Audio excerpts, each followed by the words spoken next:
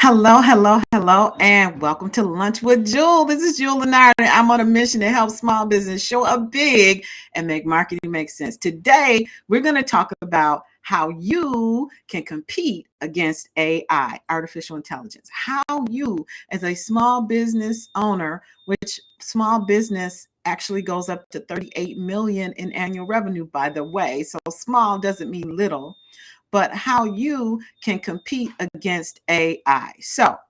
Yeah. I was in a presentation yesterday by the Founders Institute, and there was a speaker. His name was Peep Laja. I'm not sure if I'm pronouncing it right or not. And he was with a company called Winter, which is a B2B messaging testing service. And he says it's the only one in the world. In any event, this was an event it was a startup. They were talking, it was startup was the focus, and it was how to show up, how to decide what product to do, how to see um, where you fit in the marketplace, and how to differentiate yourself, and so that you can be successful in business was kind of the topic. But what I found was interesting is the information. Of course, with a startup business, you're very focused on marketing, and so I found it very interesting at his perspective on how important it is to differentiate yourself. And I started thinking about that from a small business perspective, and in terms of artificial intelligence, because I'm sure maybe by now you've heard of this chat GPT, artificial intelligence, where you ask it anything and it gives you an answer. There are creators like right now creating their content, getting scripts for content for their videos and other things from this artificial intelligence, which it has you at a bit of a disadvantage because it's got access to everything that is out there in a database somewhere, and it's able to come together with topics and information and things like that, and you are doing all that and you're running a business. And so you could use chat, but if you're using chat GPT and your competitors using chat GPT, and you're both kind of equal in terms of the quality of what you do, how will you differentiate yourself? And how can you compete in an environment that has artificial intelligence? So that's what I'm here to tell you about today, or my thoughts on it, right? So the first thing that I thought was really, really interesting in this presentation that he shared with me, I didn't really realize this. I hadn't really thought about it, but my first point is that 95% of what he referred to as category buyers, which basically would be your target audience, the people who you've identified as being able to, or that at some point will need you to solve the problem that you solve for them. So 95% at any given point in time, in most industries, 95% of the people that you're marketing to are not in market for what you're selling. Okay, is the first thing, right? So if you put that in perspective, that means you're out here, you're running ads, you're running sales, and you're trying to get people's attention. But even when you get their attention, even if you have a email list of qualified buyers who really will at some point need what you have, only 95% of them are not in market. I can't remember, did I say that right? But 95% of them are not in market for your product today. Not. Okay. So that's the first point. My second point is that your job, my job as an entrepreneur, is to be able to be there when they do get ready for the thing. When they're ready to hire someone to solve the problem that they have, I need to be there as someone that they understand is credible, someone that they trust, someone that they like, so that when they're ready to have that problem solved, it will be a no-brainer to have me as that person. That was my dog, who Paw Steps coming down here. I don't know why she's down here now. So the point is that here's your job. Point number two, your job as a small business owner, as a business owner in general, is to stay front of mind, okay, with them. So I'm actually going to read my note here. To stay front of mind, to stand out, and to dominate on conversions. In other words, to be able to close them and get them as customers when they do reach out, right? So my original topic for this talk, what I wanted to talk about was virtual video. Good morning, dear. She's like licking my ankles. Okay. Was virtual video, and in the sense that if I have to stand out and I need to stay front of mind and I need to convert people to customers when they do reach out, that's a tall order for you if you are a solopreneur, or you have a, maybe you have a small team and you're building everything up for yourself. And so that's a tall order, right?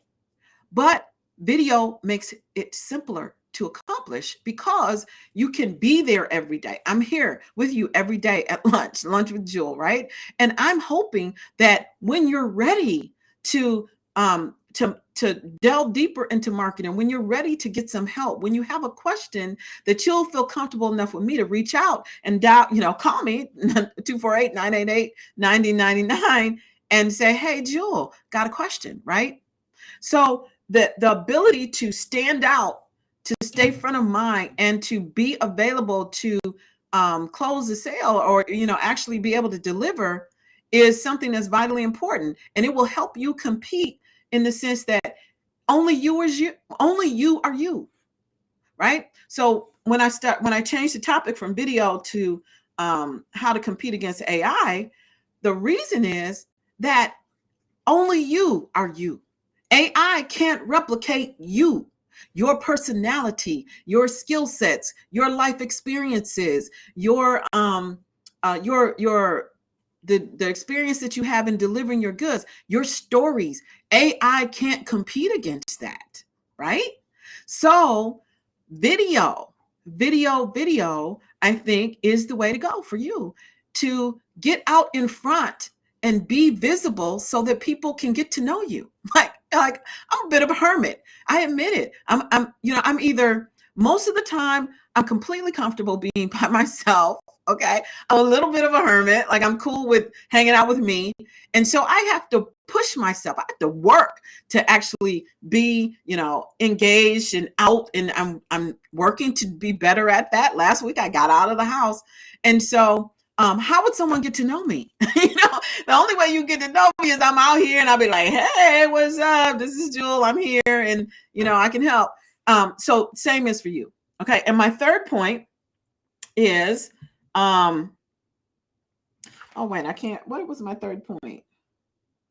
Oh, the other point in this Founders Institute presentation. The other point, so the one thing that was really interesting to me was the whole statistic about 95% of your customers are not in market. The other thing that was very interesting, so they talked about the law of shitty returns. Wait, what was it called? Let me look it up. It was an interesting term. I think it was called the law of shitty returns. And what it was talking about is how everybody, let me see if I don't see my note here on that. But what it was talking about is, we're going to call it the law of shitty returns. And what he was talking about is how everybody, like, you have some new way to communicate, some new way to market, then everybody jumps on board, and then it loses its power because everybody's on board. So think, pop-up, chatbot, whatever, most of the things that we do today on websites are things that are kind of theoretically a little bit passé because everybody's doing them. Everybody has a pop-up. Everybody has chatbots. Everybody has, a website. Everybody's doing it. Everybody messages. So he was talking about how do you stand out from all these other people, all these from a competitor, all things being equal? How do you stand out from them? Because everybody's doing the same thing, right? And assume everybody has quality. And he was saying how it's important to get out in front and do something that's different. Like, even video is not different. It's just there's not a ton of people that are doing it for their business as probably there should be, right? And so one of the things he said that he was doing, he was actually founder of a company called Winter.